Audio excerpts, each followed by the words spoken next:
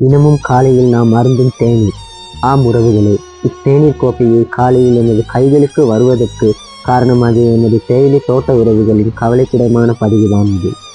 காலை சூரிய உதயத்திலிருந்து மாலை சூரியன் மறைவது வரையும் காற்று, மழை, வெயில் மற்றும் அட்டை கடிவு ரத்தம் சிந்த சிந்த தேயிலை தோட்டங்களில் வேலை பார்த்து ஏதோ ஒரு சமயத்தில் தோட்ட நிர்வாகத்திடம் கதைத்து தமக்கென ஒரு வீடொன்றை அமைப்பதற்கு இடத்தினையும் பெற்று அதில் அவர்கள் இதுவரை சம்பாதி வைத்த பணத்தில் வீட்டையும் அமைத்து 30 வருடங்களின் பின் கண்ணிமைக்கும் நேரத்தில் வீட்டை விட்டு வெளியேற சென்றார்களும்.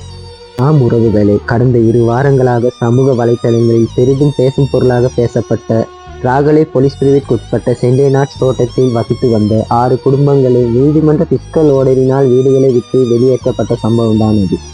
மக்கள் இத்தனை ஆண்டுகளாக தேயிலை உற்பத்தி செய்து நமது நாட்டுக்கு ஏற்றுமதி வருவாயை ஈட்டி தந்தவர்கள். ஆனால் இன்று தங்குமிட வசதி இல்லாமலும் தமது அன்றாட வேலைகளை கூட செய்து கொள்ள முடியாத ஒரு சூழ்நிலையில் வாழ்கின்றனர்.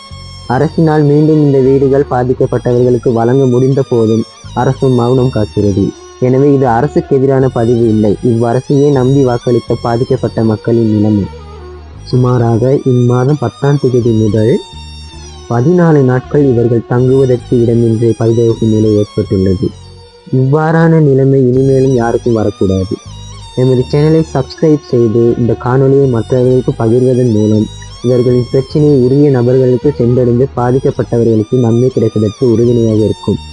எனவே நீங்கள் செய்யும் ஒரு ஷேர் ஒரு மாற்றத்தை ஏற்படுத்த பாதிக்கப்பட்ட மக்களுக்கு எம்மால் செய்யத்தகு உதவியாக கருதப்படும். எனவே மறக்காமல் நீங்கள் செய்யும் ஒரு ஷேர் ஆனது எமது சொந்தங்களின் வாழ்வில் ஒளியேற்றும். பாதிக்கப்பட்டவர்களின் வீட்டு பிரச்சனை முடியும் வரை எமது கண் சுடர் தொலைக்காட்சி கண்விழியில் கண்விழித்திருக்கும்.